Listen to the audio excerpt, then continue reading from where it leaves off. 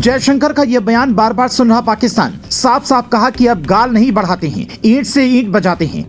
2047 नहीं 2030 का सुनहरा सपना जो जयशंकर ने दिखाया, उसे सुनकर हर हिंदुस्तानी कहेगा ऐसा ही होना चाहिए। पहले पीएम मोदी ने पन्नू मामले पर प्यार से समझाया, अब जयशंकर ने दिया सख्त जवाब, बदल गई है पॉलिसी। भारतीय विदेश मंत्री ने इस बार जो कहा है वो बयान सबसे ज्यादा वायरल होने वाला है। अमेरिका से लेकर ब्रिटेन और पाकिस्तान तक में बार बार ये बयान सुना जा रहा है, क्योंकि जयशंकर ने साफ कह दिया है कि अब हम गाल नहीं बढ़ाते हैं बल्कि ईंट से ईंट बजाते हैं। वैसे तो ये एक मुहावरा है, लेकिन फिलहाल की हालत से इसे जोड़कर देखेंगे तो समझ आएगा कि ये बयान कनाडा और पाकिस्तान जैसे देशों के लिए एक चेतावनी है। पहले आप भी सुनिए कि जयशंकर ने कहा क्या है, फिर बताते हैं कि क्या भारत की पॉलिसी अब बदल गई है। बहुत से लोग 26/11 के आतंकवाद की गंभीर और प्रत्यक्ष प्रभाव को देखने से पहले बहुत उलझन में थे। अब हमें सबसे पहले जो करना है वो है जवाब देना। मैं जानता हूँ कि कुछ लोगों ने कहा है कि हमारे पास बहुत शानदार रणनीति थी, आंख नहीं मिलाने की, बल्कि कोई थप्पड़ मारे तो दूसरा गाल भी बढ़ा दो। मुझे नहीं लगता कि ये देश का मूड है। मुझे अगर कोई सीमा पार से आतंकवादी कह रहा है तो आपको जवाब देना ही होगा, उस पर लगाम लगानी ही होगी, आतंकवाद को नाजायज ठहराना ही होगा। ये भारत पाकिस्तान का कोई झगड़ा नहीं है जो इनका इस्तेमाल करते हैं। उन्हें एहसास हो गया है कि यही ताकतें अब उनके पीछे पड़ रही हैं।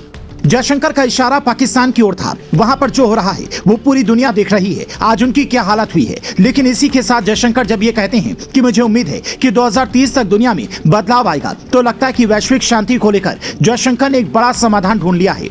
जैसे पीएम मोदी 2047 का सपना विकास के लिए दिखाते हैं, भारत की आजादी के 100 साल पूरे होने पर वो एक विकसित भारत की तस्वीर देखते हैं, ठीक वैसे ही जयशंकर वैश्विक लेवल पर पाकिस्तान जैसे देशों को अलग थलग कर शांति का संदेश दे रहे हैं। लेकिन यहाँ एक बात जो हर किसी को समझने की जरूरत है, हर हिंदुस्तानी को जिसे सुनकर गदगद होने की जरूरत है, वो ये कि गांधी के देश में अब सुभाष चंद्र बोस की नीति चलने लगी है।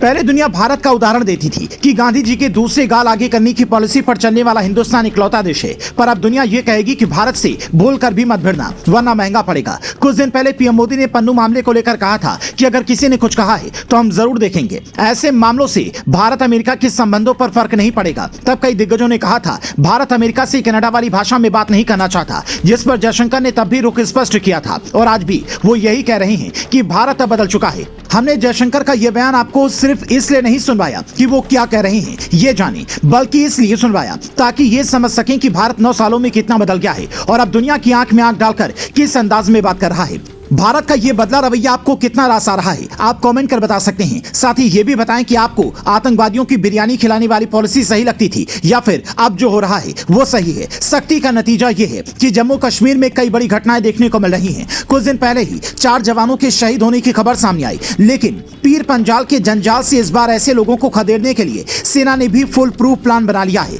और ये जो छूट है ये सरकार की इच्छा शक्ति से ही मिलती है, वरना पिछली सरकारों में जो हुआ है वो सबने देखा है। आप मोदी सरकार में आए इस बदलाव पर क्या कहेंगे, कमेंट कर बताएं।